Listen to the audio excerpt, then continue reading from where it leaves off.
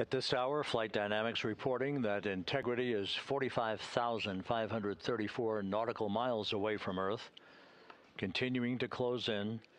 Its velocity will be accelerating over the next several hours.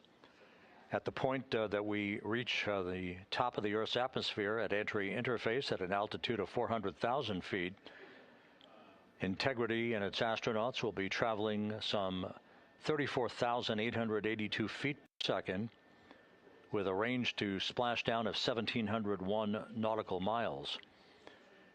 That velocity will increase slightly to 34,965 feet per second or 23,839 miles an hour at peak velocity. There will be a series of roll reversals.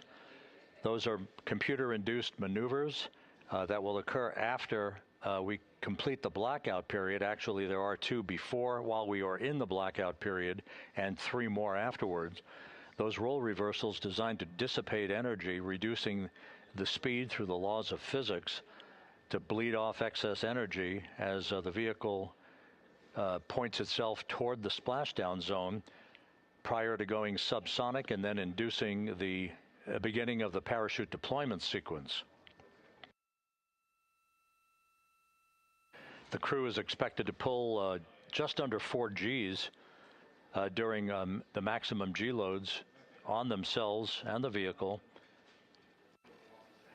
We have 3 spaceflight veterans and 1 first-time flyer in Jeremy Hansen.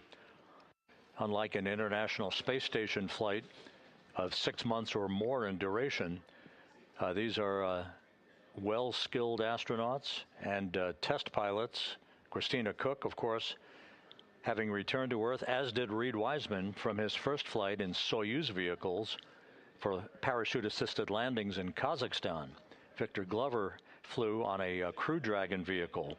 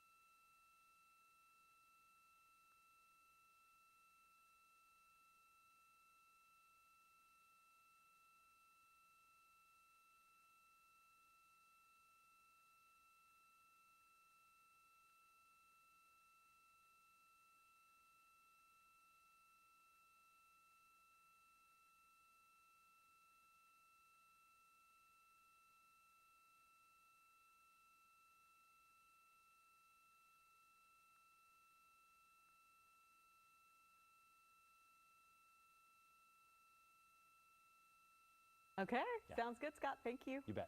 Of that historic splashdown, the Artemis II mission to the moon, which has given us some incredible images, has just one more task: make it home safely. And some Bay Area innovation will be key in making this happen. Let's go and bring in our business and tech reporter, Scott Budman, to explain.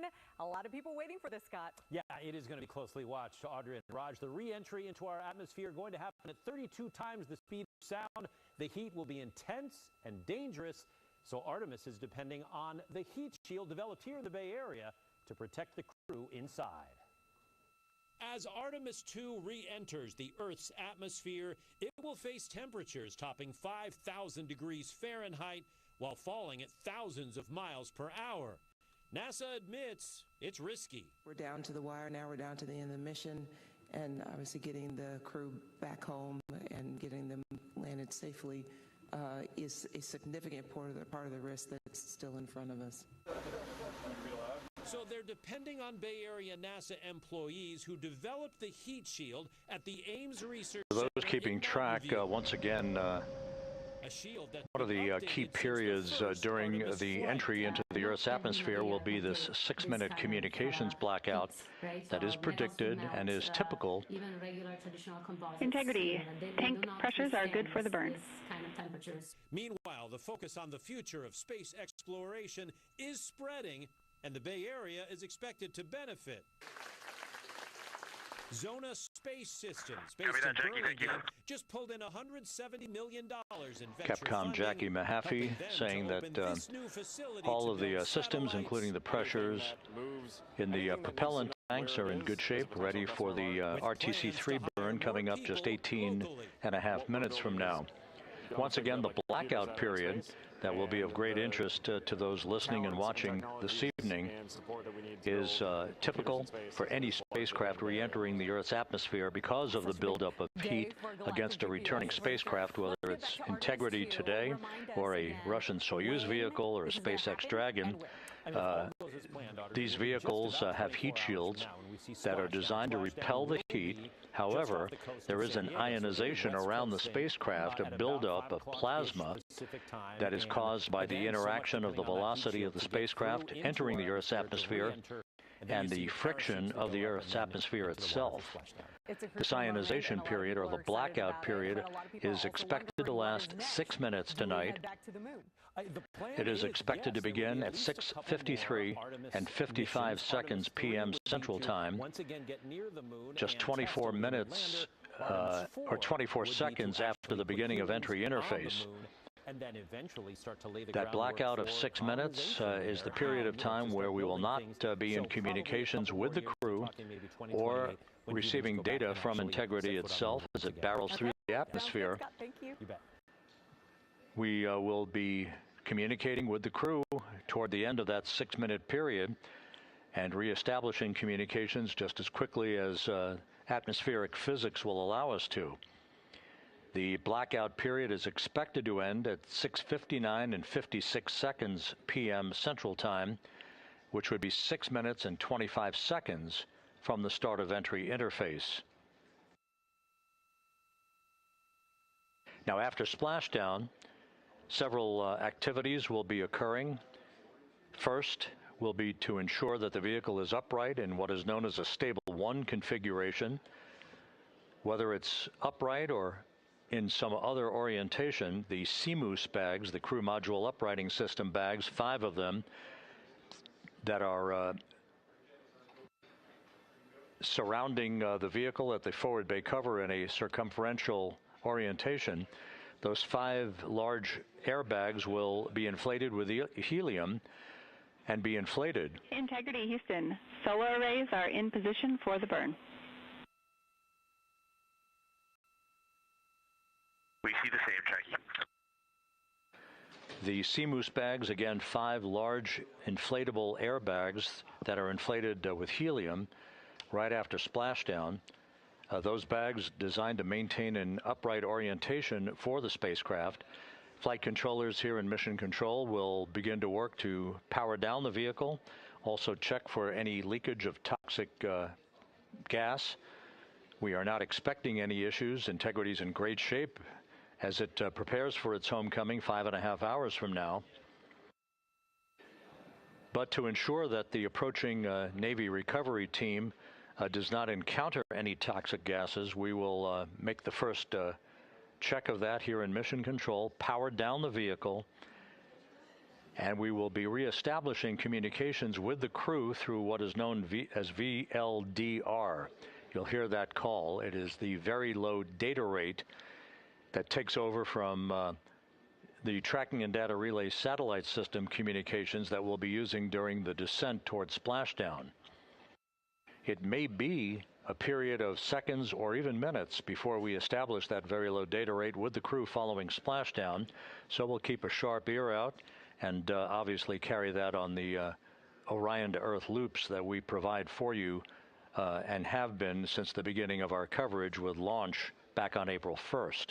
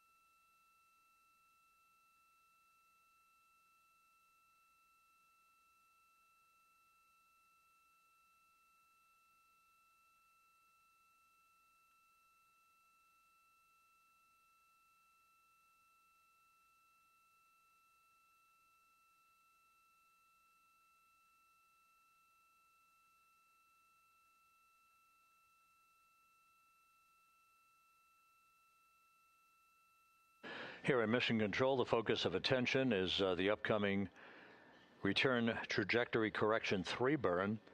That's coming up less than 13 minutes from now. We're a couple of minutes out from maneuvering to that orientation.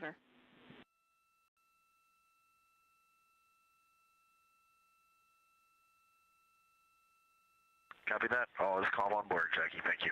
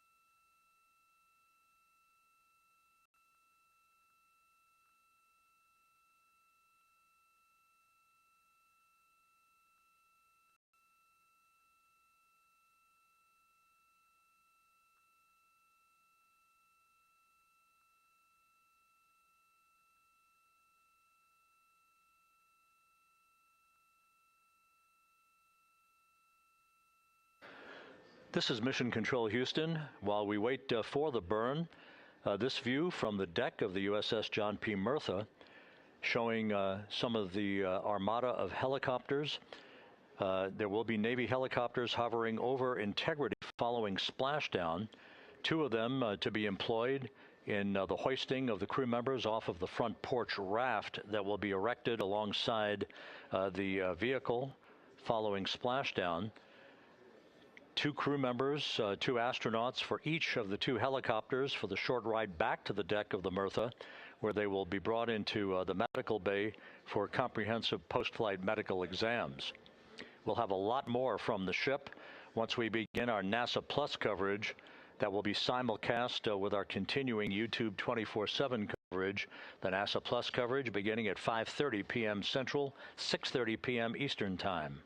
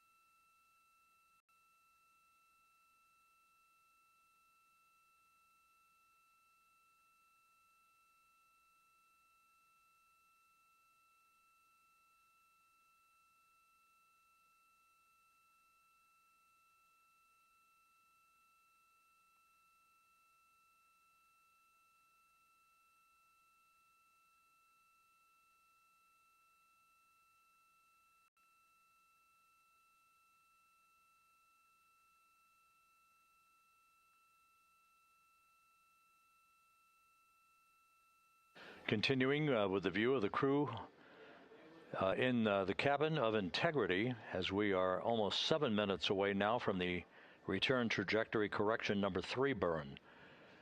Integrity systems are functioning in excellent shape. The weather at the splashdown zone out in the Pacific is go and is forecast to be go. We are committed, of course, to a splashdown, that return trajectory that will enable Integrity's astronauts to splash down at 7:07 p.m. Central tonight. That was guaranteed with the translunar injection burn back on April 2nd that took the vehicle and its 4 crew members out of low Earth orbit, following a 24-hour period of a high Earth orbit elliptical trajectory.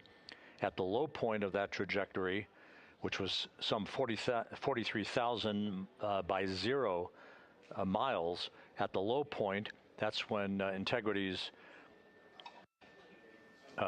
engine fired, the service module engine fired to break out of our Earth orbit and send humans en route to the moon for the first time since December of 1972.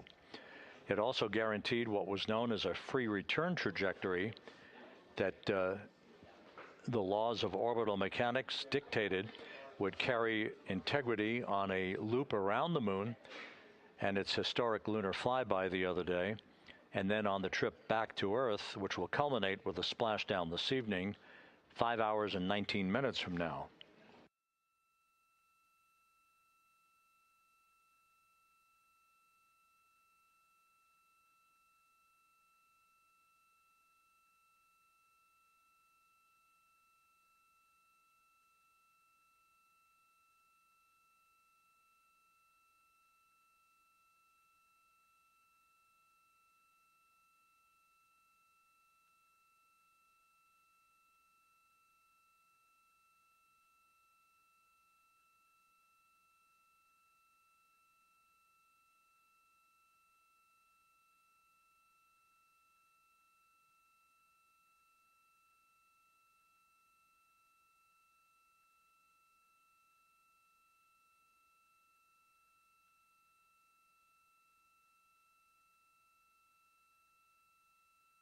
As you can see, the maneuver to the burn attitude has induced quite a bit of sunlight coming into the crew cabin. We're now under 5 minutes until the burn.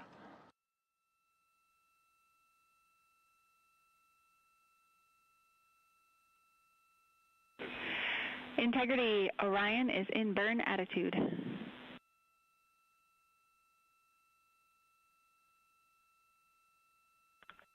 And it is an unbelievably spectacular view. Thanks, Jackie.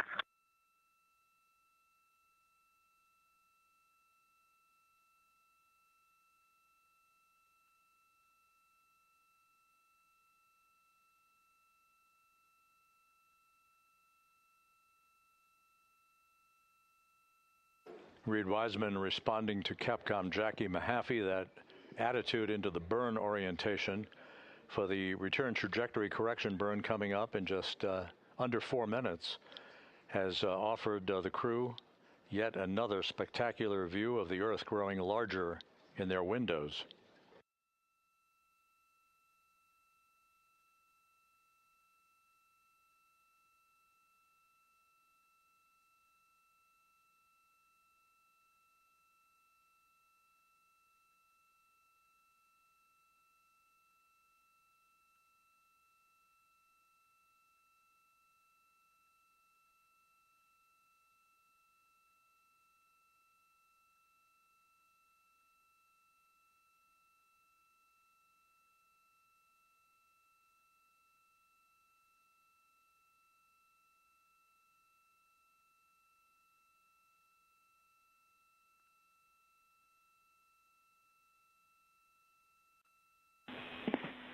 Integrity Houston in 22.3 critical Q card. We're looking for the BFS burn ATP to no-go. To go, excuse me, to go.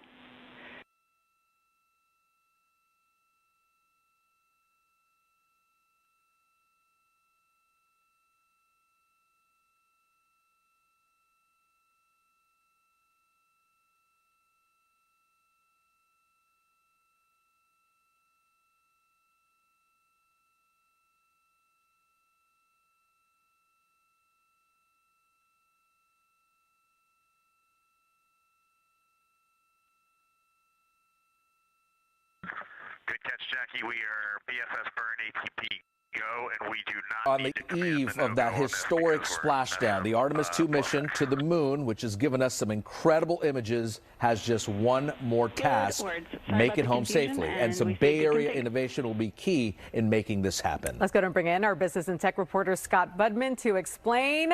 A lot of people waiting for this, Scott. Yeah, it is going to be closely watched. Audrey and Raj, the re-entry into our atmosphere going to happen at 32 times the speed of sound.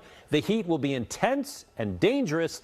So Artemis is depending on the eve of that historic splashdown. The Artemis II mission to the moon, which has given us some incredible images, has just one more task: make it home safely. And some Bay Area innovation will be key in making this happen. Let's go and bring in our business and tech reporter Scott Budman to explain.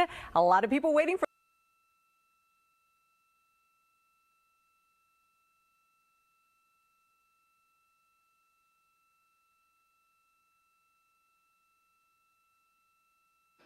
Coming up on 1 minute till the burn.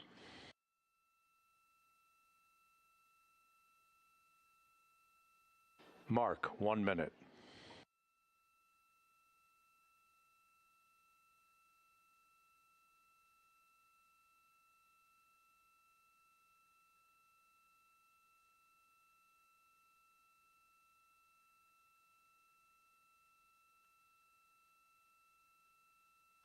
This is an 8-second burn with a change in velocity of 4.2 feet per second.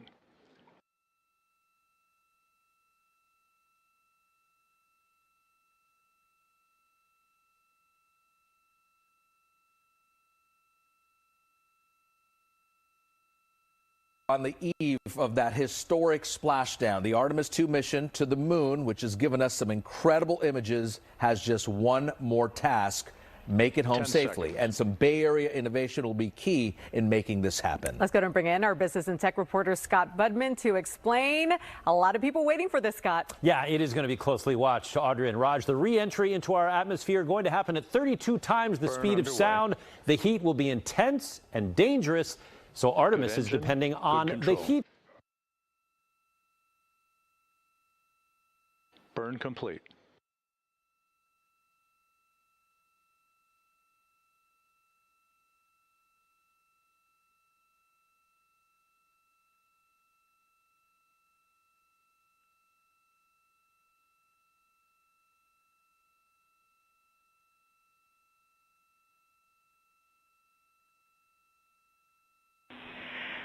Integrity looks like a good RTC-3 burn, and we are assessing details. Hey, Jackie, we see the same on board, and we just wanted to give a huge shout out to that ESA Airbus team, to our friends in the Netherlands and Germany and at the Glenn Research Center. This vehicle powered us and it propelled us from the Earth to the moon and back with extreme precision, and we are excited to be a part of your team. Houston and centers around the world, copy. Thank you.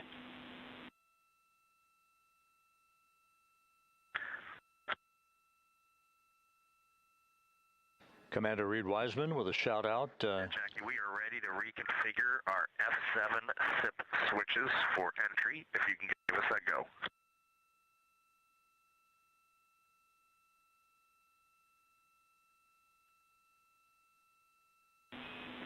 You are go for F7 switches.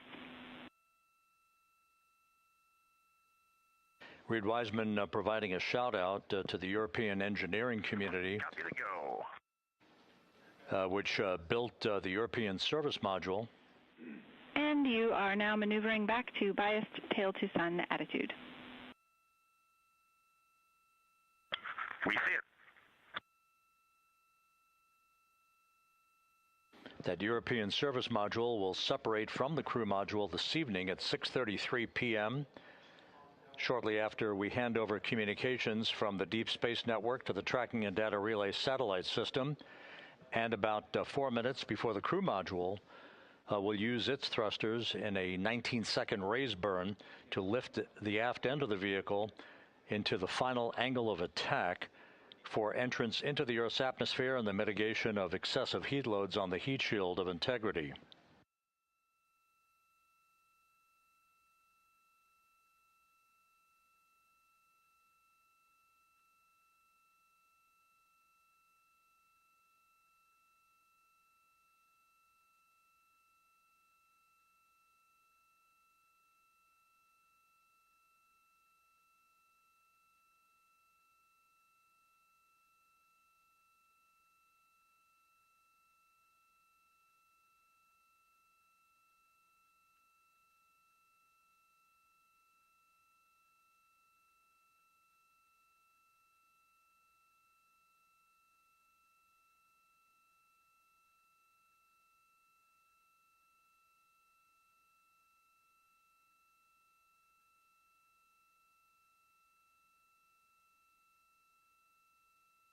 So with the final major burn having been successfully completed, the crew is now preparing to complete the configuration of the crew cabin, a final stowage capability, and an opportunity to put other items away that they will not need during the entry phase. They'll move into their entry checklist about 2 hours from now at about 4 p.m. Central Time. Events will start to accelerate in terms of time as we approach the point at which entry interface will begin.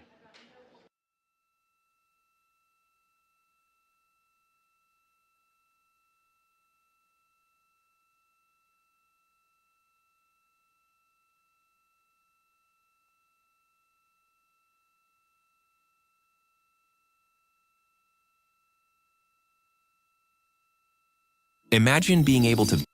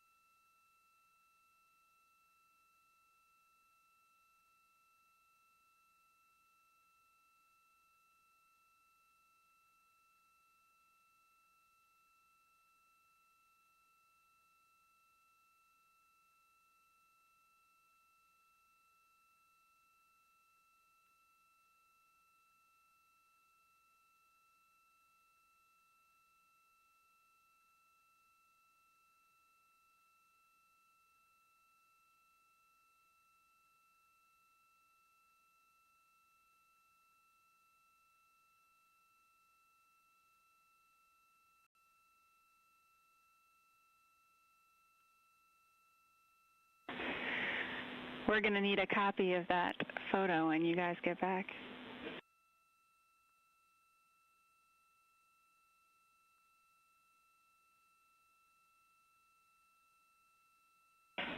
Copy them.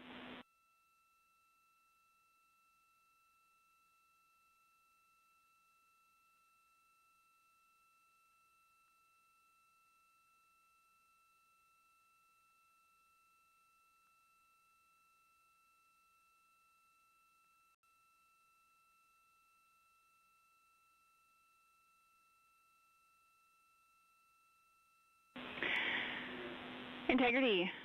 FIDO confirmed that that was a great RTC-3.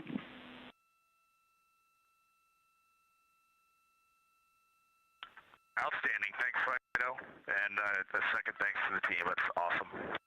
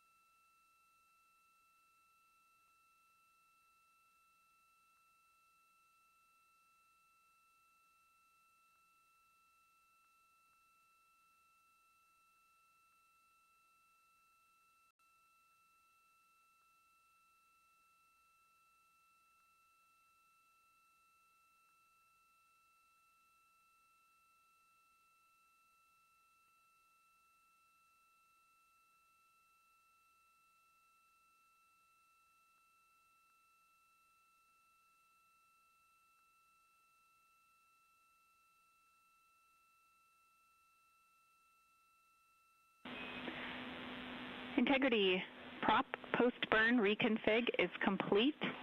And if you were hanging out in step 23.4, you can skip it. We are in a good config.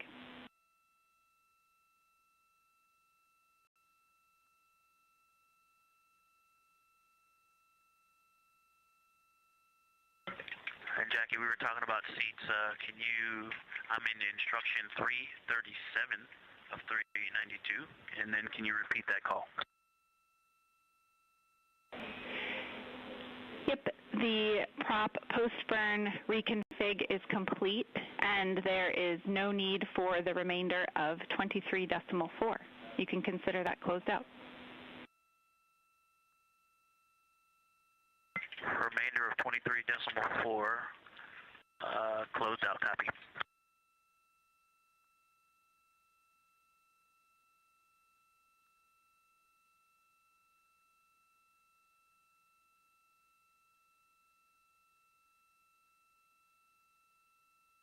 And Jackie, just confirm, I know you said the rest of 23.4. I'm not looking at this in steps, just instructions. Confirm that's the BFS configured for the burn subsequent steps as well.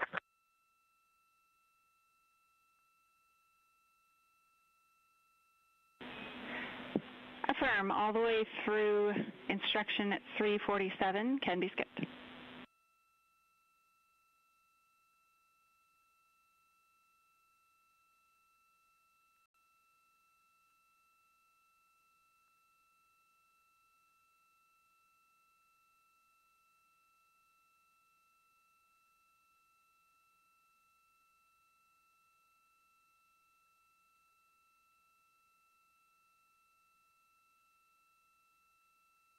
Okay, I see that takes us to step 24.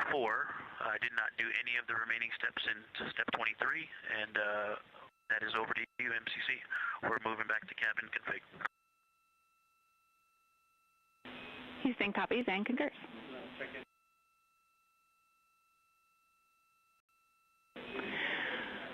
And Victor and the rest of the Integrity crew, the only DPC-related topic we had for you this morning was to sync up on cabin config and get a status of where you are in the procedure. Okay, Jackie, we're with you on that. We are complete through step 7. Actually, step 8 now is complete as well. And step 15 is complete. And we'll update you on the rest as we go along. We copy all.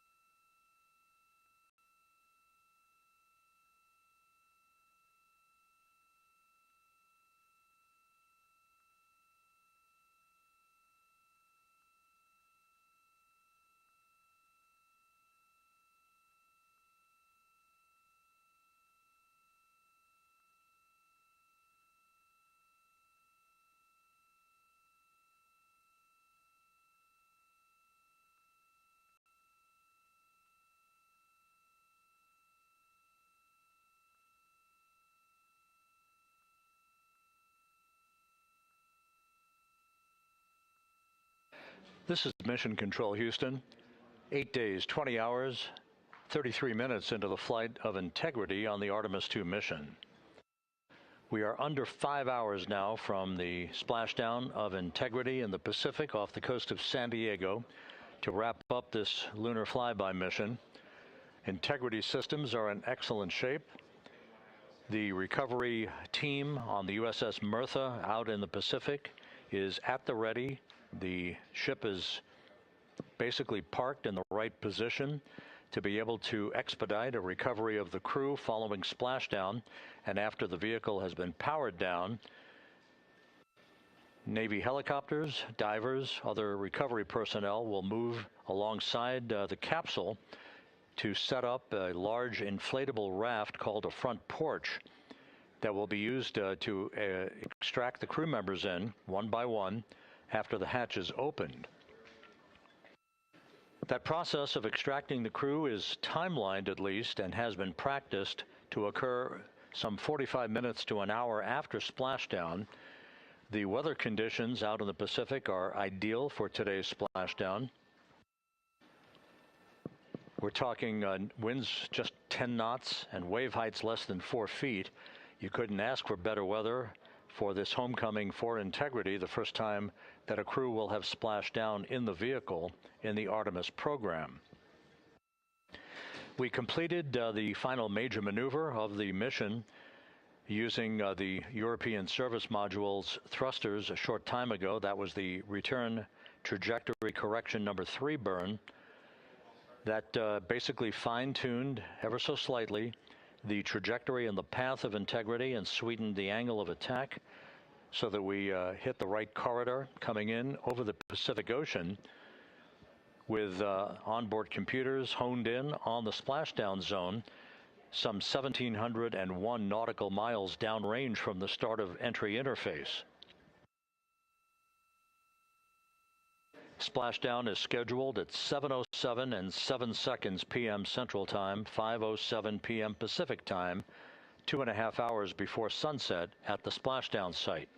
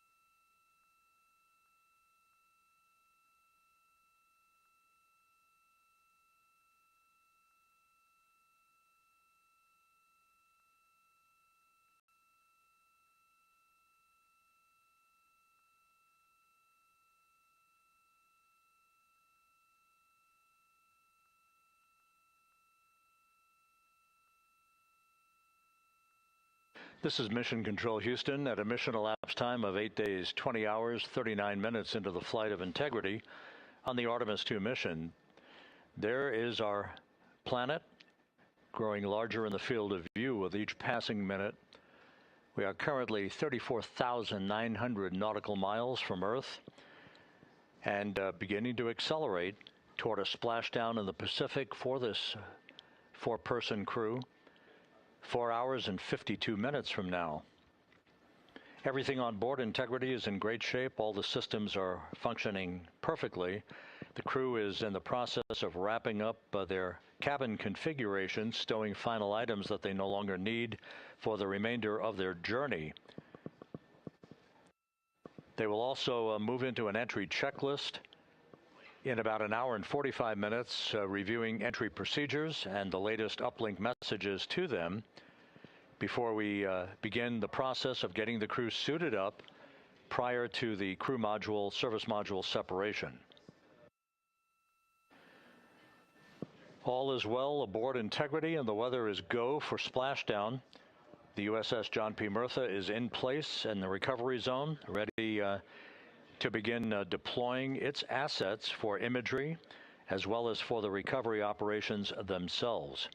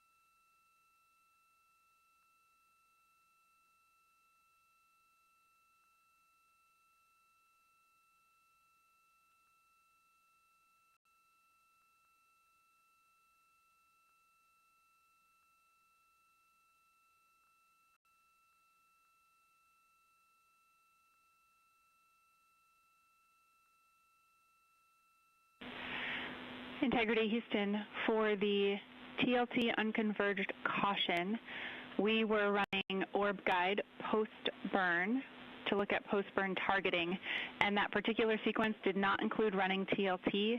That is what triggered the caution. We have no concerns. Okay, outstanding. Thank you.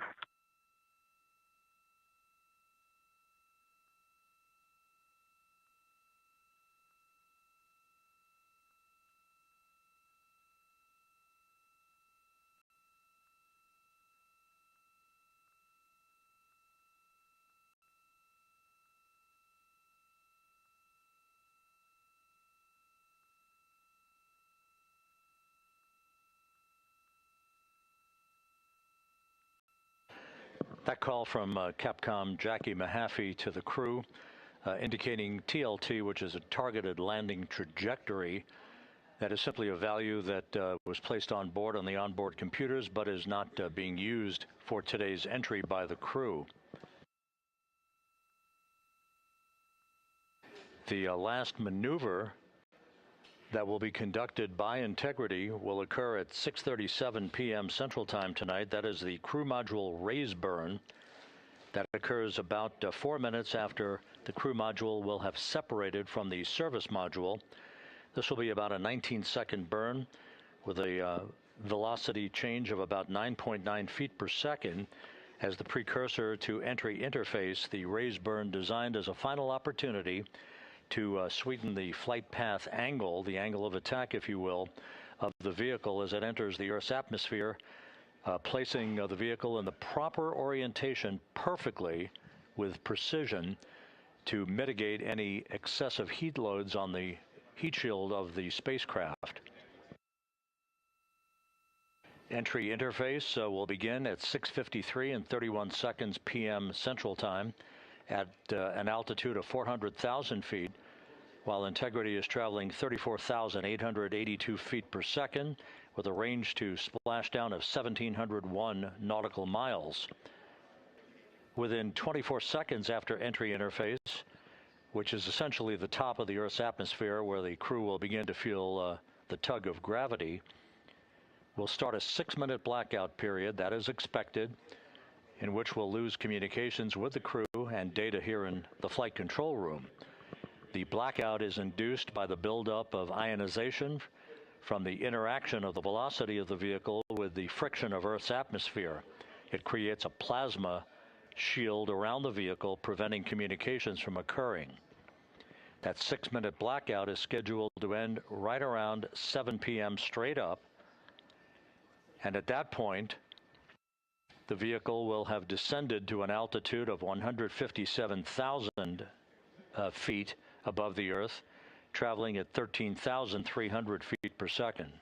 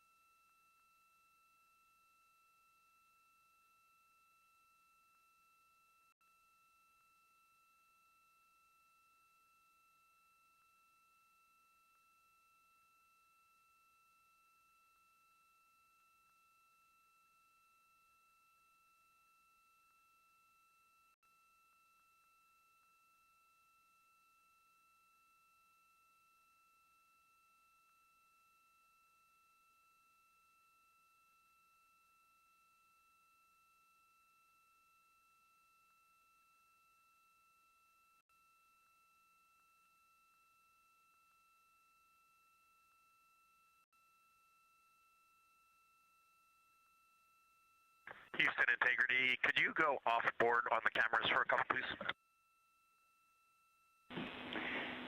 In work.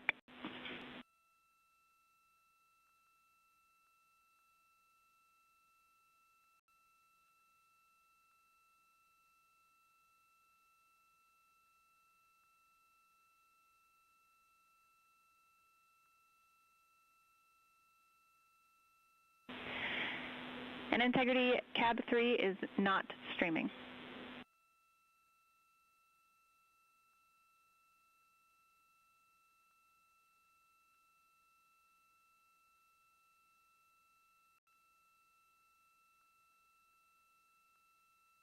Thank you, Jackie.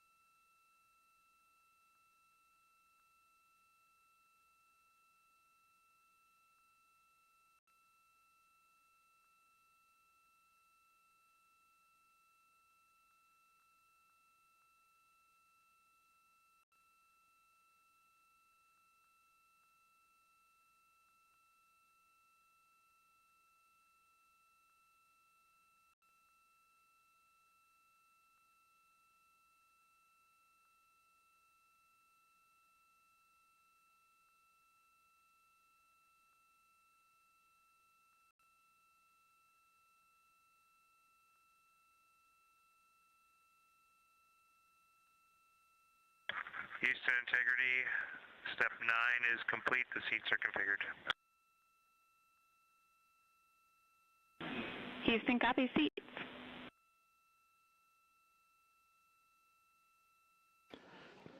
This is Mission Control Houston at a mission elapsed time of 8 days, 21 hours, 5 minutes into the flight of Integrity on the Artemis II mission. Several countdown clocks are ticking backward here in the flight control room as the Earth grows larger and larger in the field of view. In order, the next major milestone will be a raise burn of the crew module.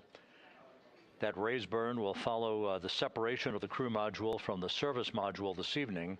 The separation of the crew module is scheduled at 6:33 p.m. Central Time. 4 minutes later, at 6:37 p.m. Central Time, we'll conduct about a 19-second raise burn. This is a slight maneuver to tilt up the aft end of Integrity in a final opportunity to fine-tune the angle of attack that Integrity will incur as it enters the Earth's atmosphere over the Pacific Ocean.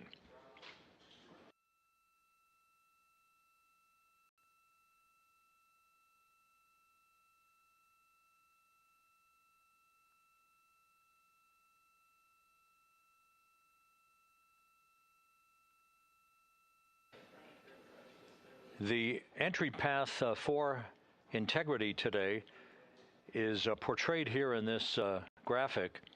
Basically, entry interface is 1,701 nautical miles uprange, if you will, from the expected splashdown point near the USS John Murtha, the recovery ship, and off the coast of San Diego. The entry interface point is critical because what we want to do is put Integrity in an orientation that will mitigate a peak heating on the heat shield. For a point of comparison, during Artemis I, we had an entry range of 3,178 nautical miles from the point of entry interface and a 20-minute entry profile. That was the so-called skip entry, in which the Artemis I vehicle dipped into the atmosphere to dissipate some energy, then lofted or skipped out of the atmosphere, then dipped a second and final time back into the atmosphere before splashing down. What that resulted in was a higher heat load on the heat shield, which caused unexpected char liberation. So rather than design the heat shield or replace it for Artemis II, we elected to go into a different trajectory profile. This one with a max entry range of 1,775 nautical miles, or in today's case, all of our maneuvers and orbital mechanics will take us 1,701 nautical miles downrange from the point of entry interface. This will only be a 13.5-minute entry profile for Integrity and its astronauts, and results in a much lower heat load on the heat shield. This is deliberate so that we have the lessening effect of charring on the heat shield, should there be any at all, and we do expect some. But this will more than protect the astronauts from the effects of peak heating, which will be some 4,000 to 5,000 degrees Fahrenheit during the maximum peak heating around the vehicle. That will also cause a 6-minute blackout because of ionization as heat is repelled or thwarted from the heat shield while the vehicle flies in the direction of travel towards splashdown. The raise burn that places us in our final orientation for angle of attack into entry interface, that raise burn is scheduled at 6:37 p.m. Central Time. Entry interface itself is scheduled at 6:53 and 31 seconds p.m. Central Time, when we hit the top of the Earth's atmosphere at an altitude of 400,000 feet, traveling about 34,800 feet per second. We expect our peak velocity just a few moments later, and that peak velocity is forecast by Flight Dynamics to be 34,965 feet per second, or 23,839 miles an hour. Now, this all occurs after we begin the blackout period of 6 minutes. We will lose communications with the vehicle just 24 seconds after we enter the Earth's atmosphere or entry interface, as you see there. This is an expected 6-minute blackout that will begin at 6:53 and 55 seconds p.m. Central Time and will last almost until 7 p.m. straight up Central Time. Once we regain communications with the crew following the blackout, we will continue a series of role reversals. These are gentle rolls to the left and back to the right, essentially bleeding off excess energy and excess heat on the vehicle as we approach the splashdown site. The vehicle is expected to go subsonic at 7:02 and 25 seconds p.m. Central Time. That's about 8.5 or almost 9 minutes after the beginning of entry interface. And at that point, we will be at an altitude of 59,000 feet above the Pacific Ocean. A series of parachute deployments will begin. The first of that will be the forward bay cover parachutes that will basically pull the top forward bay cover off the very top of the vehicle, allowing other parachute deployment activities to occur. The forward bay cover chute deployment is scheduled at 7:03 and 22 seconds p.m. Central Time at an altitude of 23,946 feet. The forward bay cover parachutes are used in conjunction with pyrotechnic thrusters to ensure the separation of that forward bay cover, protecting Orion and its parachutes during the heat of re-entry. Following that, there'll be the deployment of drogue chutes. These are 2 drogue parachutes, 23 feet in diameter. These drogue chutes will be deployed at an altitude of 23,483 feet. At this point, our velocity will have slowed from almost 24,000 feet per second to just 470 feet per second in a matter of minutes. 3 pilot parachutes will be used to lift and deploy the main parachutes from the crew module forward bay. Those main parachutes, 3 of them, are used to slow the crew module down to a splashdown at a speed that ensures astronaut safety.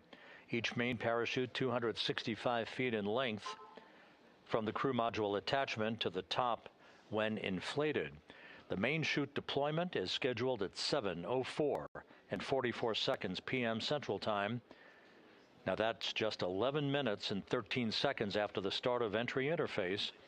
At this point, we'll be at an altitude of 5,445 feet above the Pacific. And splashdown to complete this mission is scheduled at 7:07 and 7 seconds p.m. Central Time, 5:07 p.m. Pacific Time, 2.5 hours before sunset. The crew will splash down in the Pacific southwest of San Diego at a gentle rate of just 19 miles an hour.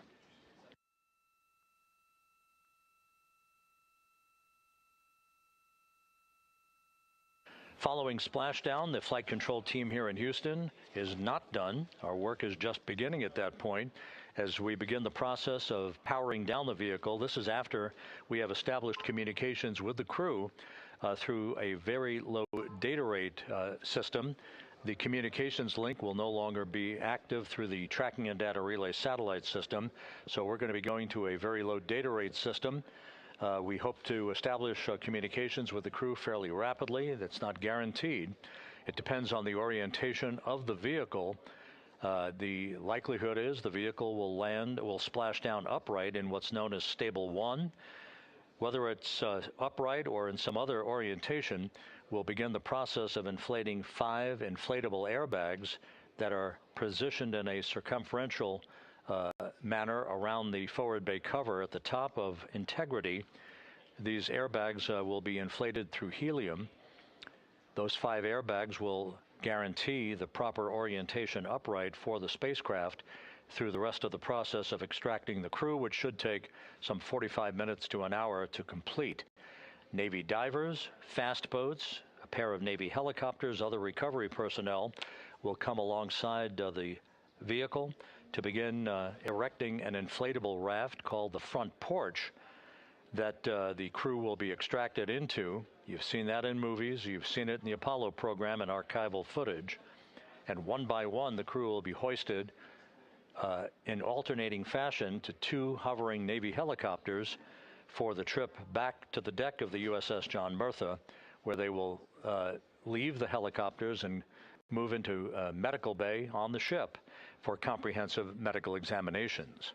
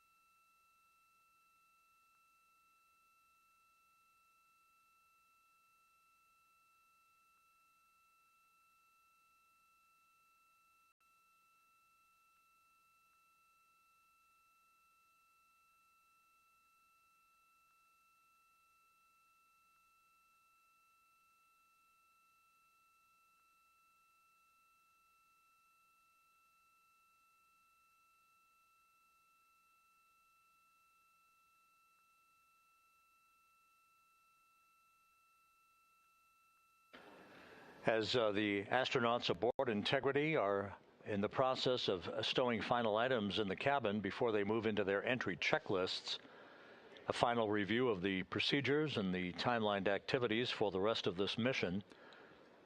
The next major milestone, once again, will be the separation of the European service module, which has performed valiantly throughout the course of this flight, from the crew module.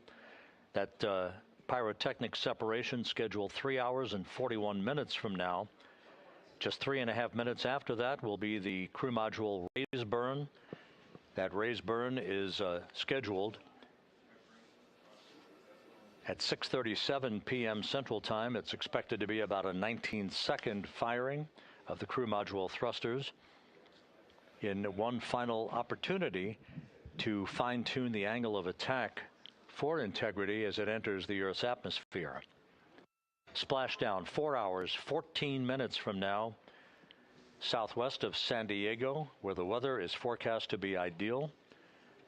Just some broken and scattered clouds expected, 10-knot winds, wave heights less than 4 feet. You couldn't ask for a better day out in the Pacific for the homecoming of the first crew to fly aboard the Orion spacecraft.